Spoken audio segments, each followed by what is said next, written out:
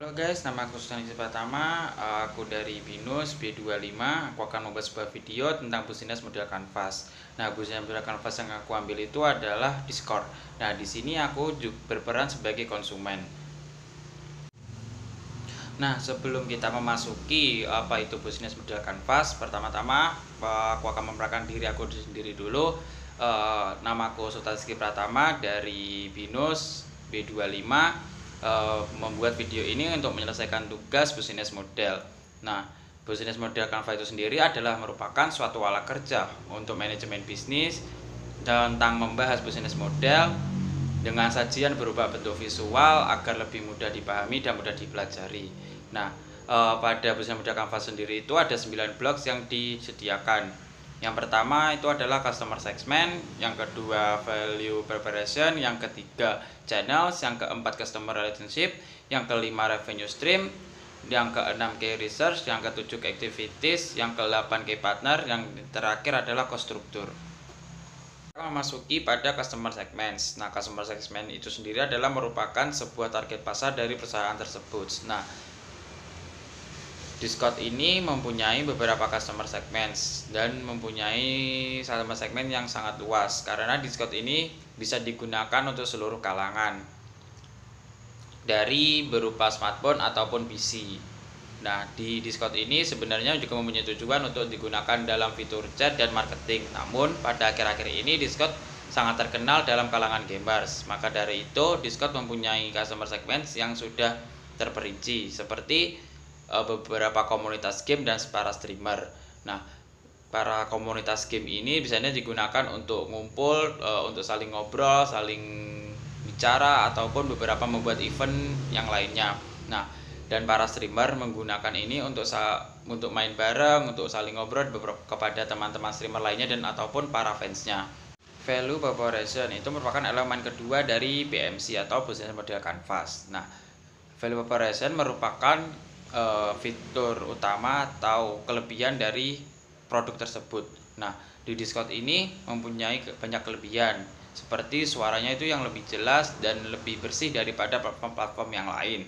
Yang kedua, kita bisa dengan mudah bergabung dengan komunitas-komunitas yang ada.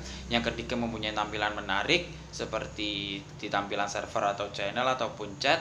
Dan yang keempat, ada fitur-fitur unik seperti bot musik dan roles dalam sebuah server. Dan yang kelima, pastinya gratis dan di dalam Discord ini tidak memiliki algoritma aplikasi. Kita akan memasuki elemen yang ketiga dari BMC, yaitu channels. Nah, apa sih itu channels? Channels merupakan sebuah penyaluran dari perusahaan itu sendiri untuk kita menikmati produk mereka atau value proposition mereka. Nah, di dalam Discord ini kita diberikan dua cara untuk mengaksesnya, yaitu berupa aplikasi dan website. Nah, karena Discord ini merupakan sebuah platform berpesan elektronik, pastinya mereka menggunakan website dan aplikasi untuk para konsumennya mengakses produk mereka. Nah, di dalam aplikasinya kita bisa mendapatkan dalam semua perangkat yang telah disediakan di perangkat itu sendiri. Dan yang kedua adalah berupa website. Kita bisa langsung mengakses website resmi mereka, yaitu discord.com. Selanjutnya kita akan memasuki elemen keempat dari BMC, yaitu Customer Relationship. Nah, Customer Relationship itu sendiri merupakan sebuah strategi bisnis yang memadukan kinerja manusia dan teknologi yang digunakan untuk mempertahankan konsumennya pada saat ini. Nah, di dalam Discord ini mereka menggunakan fitur penghubung antara anggota dan para karyawannya, dan mereka juga menggunakan fitur AI atau bot yang digunakan pada saat ini. Walaupun hampir sebagian besar, hampir 70% pada Discord sudah menggunakan fitur AI dan fitur bot untuk mempertahankan konsumennya. Dan dalam fitur penghubung kita bisa langsung mengobrol dengan para karyawan Discord itu sendiri. Walaupun di dalam fitur AI atau bot yang mereka berikan itu lebih menarik daripada fitur penghubung antar karyawannya, yaitu di dalam fitur AI ini kita bisa menambahkan fitur bot musik, bot film, bot games, bot perintah maupun bot yang bisa gunakan untuk mengobrol kepada teman-teman atau para karyawannya itu. Ini kita akan memasuki elemen yang sangat membuat saya menarik karena saya benar-benar penasaran sih bagaimana cara Diskot mendapatkan uang, yaitu revenue streams. Nah, seperti yang aku sebut tadi, revenue stream merupakan aliran pendapatan atau yang berarti sumber pendapatan dari sebuah perusahaan. Nah, Diskot mempunyai 3 cara untuk menjadikan uang atau mencari uang, yaitu yang pertama dengan menjual merchandise, menjual fitur semi premium dan berbagi hasil dengan para mitranya. Nah, kenapa sih mereka menggunakan cara tersebut? Pastinya kita langsung sebagai pengguna pastinya ingin mempunyai barang langsung dari mereka. Nah, mereka menyediakan topi, jaket, baju, hoodie, celana, tas dan merchandise lainnya. Dan yang kedua, mereka menggunakan fitur semi premium.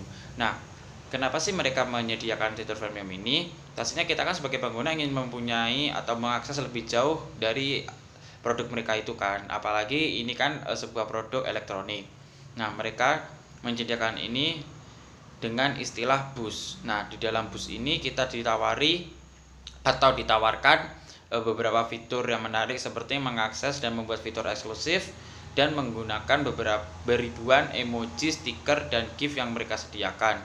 Dan pastinya di dalam Discord kita berkesempatan untuk membuat server dan channel yang lebih banyak dan lebih menarik.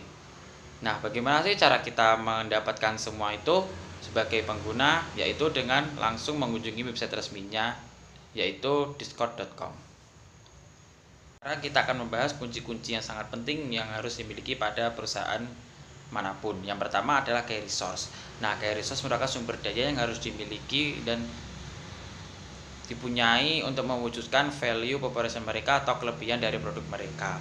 Nah, sumber daya yang dimiliki Discord ini adalah sumber daya manusia, game infrastruktur, server, perangkat lunak, dan software developer.